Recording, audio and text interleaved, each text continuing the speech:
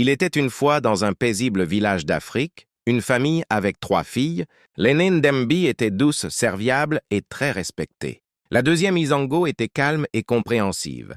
Mais la plus jeune Mbella était envieuse, curieuse et désobéissante. Dans ce village, une règle sacrée disait de ne jamais aller à la rivière après 20 heures, car tous ceux qui avaient désobéi avaient disparu. Un démon terrible y vit, et il ne pardonne pas. Un soir, le père tomba gravement malade. La maison manquait d'eau. Ndembi prit sa jarre et partit malgré l'interdiction. Tout était silencieux. En s'approchant de l'eau, une voix puissante retentit. « Qui ose troubler ma rivière à cette heure? Tu n'as donc pas écouté les anciens. Je suis Ndembi, fille de Mbani. Je suis désolé, mon père est malade. » Des broussailles surgit, un être mi-homme, mi-animal. Il avait des yeux rouges et des cornes recourbées. Il s'approcha et la renifla. « Tu es très belle, je ne vais pas te manger. Mais dans une lune, je viendrai t'épouser dans ton village.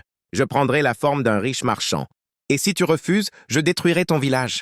Ne dis cela à personne. » Ndembi rentra sans rien dire. Un mois plus tard, un homme riche arriva au village. Il offrit une dot somptueuse et demanda Ndembi en mariage. La fête fut immense. Le soir, le mari révéla sa vraie nature. « Je suis un monstre, j'ai mangé toutes mes anciennes femmes. Mais si tu obéis, tu vivras. Voici mes 3 règles. Ne jamais fuir. Ne jamais faire venir un humain ici. Ne jamais se promener seul. » Chaque jour, le monstre partait chasser. Il tuait des animaux pour sa femme et des humains pour lui. 3 ans plus tard, Ndembi demanda à revoir sa famille. Le monstre accepta. « Tu peux y aller, mais dans 3 jours, je reviendrai te chercher. » Elle retrouva son père et ses sœurs, mais sa sœur Isango la supplia de repartir avec elle. Ndembi refusa.